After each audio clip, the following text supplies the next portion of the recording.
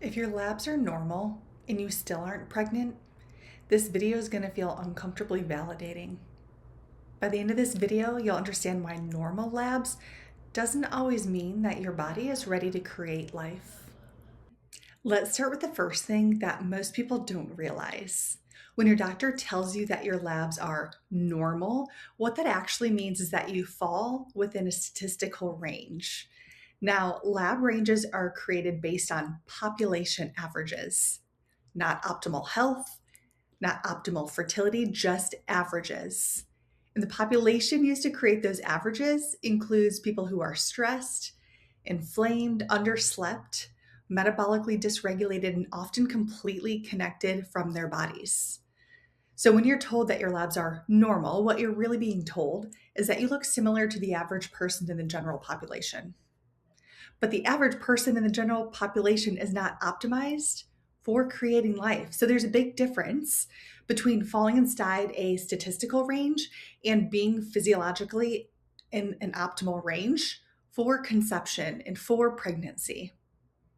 And here's the part that rarely gets discussed. Normal lab ranges don't measure how safe your body feels creating life. They measure numbers. They don't measure conception readiness. So even if everything looks fine on paper, that doesn't automatically mean that your body is in a state where it feels safe to actually initiate and sustain a pregnancy.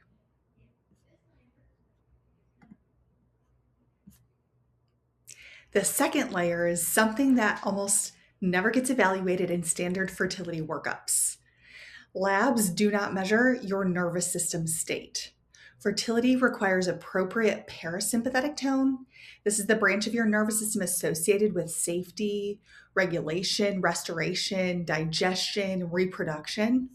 And if your system is living in this chronic, vigilant, even subtle, high functioning vigilant state, your physiology shifts. Blood flow patterns shift. Hormonal signals shift.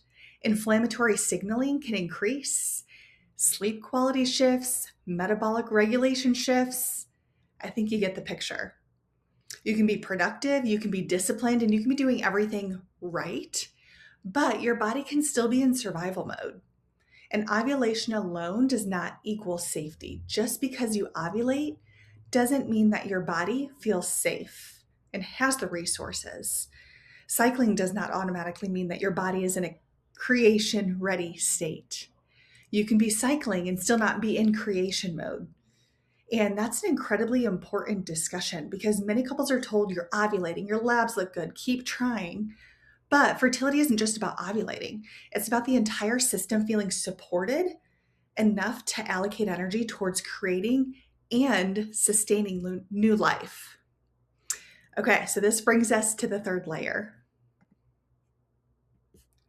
Fertility is not just a single marker issue. It is not just a progesterone number. It's not just a TSH value. It's not just a sperm count. The body works as an integrated system. Your thyroid does not function in isolation. It's influenced by your stress hormones, by your nutrient status, how much inflammation you have in your body, your sleep quality, your metabolic health, your nervous system tone. Progesterone doesn't exist independently either. It actually reflects an upstream health. So ovulatory quality, your metabolic support, adequate signaling, and overall system capacity. And sperm health reflects systematic inputs too. So your sleep, inflammation, your metabolic regulation, your stress physiology. These are all markers that influence sperm parameters. So when we zoom in on one lab marker and try to fix that in isolation, we often completely miss the broader system that created the number in the first place. And this is where couples can feel stuck because they're chasing individual lab values instead of evaluating the whole system. If the system isn't supported, no single lab result is going to fix that. And that's why unexplained infertility often isn't actually unexplained. It's just being evaluated at the wrong layer. And something I want to be clear about is that this isn't about fear and it's not about convincing you that something must be wrong. It's about understanding that fertility is so much more nuanced than just a single lab marker. And when couples are told that everything looks normal, but month after month nothing seems to change, it can start to feel confusing and invalidating, even isolating. But normal labs don't always automatically mean that your body feels safe. Doesn't mean that you are supported enough and actually resourced enough to create and sustain life. Now, that doesn't mean that you're broken. It just means that we need to zoom out, we need to look at the big picture, and we may need to ask different questions. Instead of looking at isolated numbers, let's look at patterns. Instead of evaluating just a single marker, let's evaluate the entire system. Because fertility is not a performance, it's not a checklist, and it's not something that you get pressured into happening or that you can pressure into happening. It's a reflection of your capacity. And capacity is something that can be built. So if you've been told that everything looks normal and you're still struggling and you're still stuck, I created a free fertility workshop where I break down how I evaluate fertility beyond just the basic labs. It's linked below. In that workshop, I walk through how I look at fertility from a system-based perspective so that you can actually understand what might be getting missed in your scenario.